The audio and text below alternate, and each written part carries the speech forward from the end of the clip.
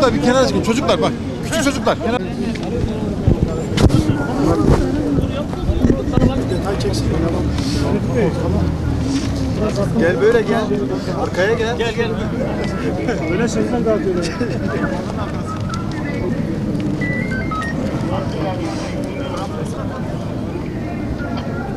Okey buranın Durma ya. At değil mi? At.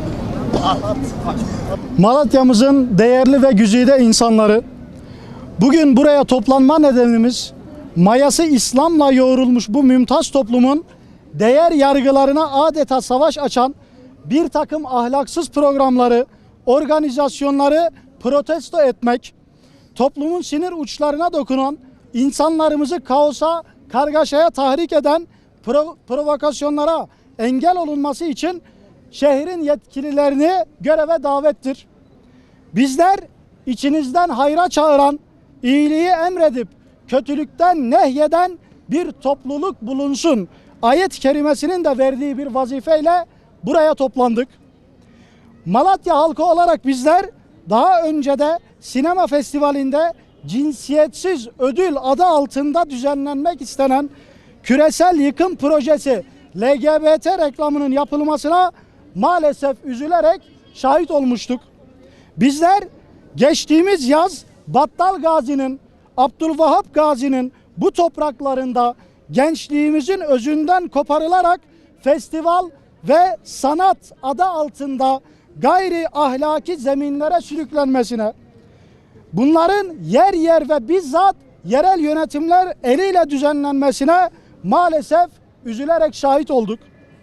Toplum olarak bu durum geldiğimiz ve durduğumuz konum itibariyle anne ve babalar olarak bizleri üzmekte, vicdanlarımızı yaralamaktadır. Bütün bunlar yetmezmiş gibi en son şehrimizde bir takım sapık ve eşcinseller tarafından düzenlenmek istenen ahlaki değerlerimize hedef alan programlar için gerekli izinlerin alınmaya çalışıldığını duyduk. Şimdi soruyoruz. Malatya gibi muhafazakar bir şehirde özellikle seçim öncesinde halkın dini ve ahlaki duygularını tahrik ederek oluşturulmak istenen provokasyonlarla meydana gelebilecek taşkınlık ve kaos ihtimallerine verilen izinlerle neden zemin hazırlanmaya çalışılıyor? Peygamber Efendimiz sallallahu aleyhi ve sellem bir hadis-i şerifinde şöyle buyuruyor. Kim bir kötülük görürse onu eliyle düzeltsin.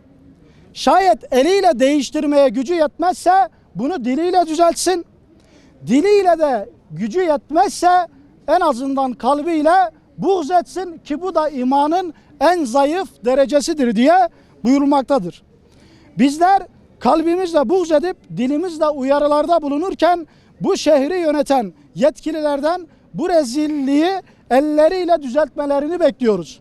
Aksi halde Allah katında da toplum nezdinde de bu kara lekenin taşıyıcıları olacaklarını buradan beyan ediyoruz. Kıymetli hemşerilerimiz, özellikle Malatya'mızda son yıllarda küresel şer güçleri tarafından üst üste taammüden oluşturulmak istenen provokasyonların farkındayız. Bizler herhangi bir siyasi ikbalin peşinde değiliz. Tek derdimiz nesillerimizin içine sürüklenmek istenen ahlaksızlık çukurunu bu topluma göstermektir. Yetkili mercilerden Allah rızası için tedbirler alınmasını isteyen endişeli anne ve babalarız. Kim ki şehrimizde oluşturulan bu ahlak dışı davranışları görmezden gelip sessiz kalırsa bilsin ki muhakeme-i kübrada hesabımız çok çetin olacaktır.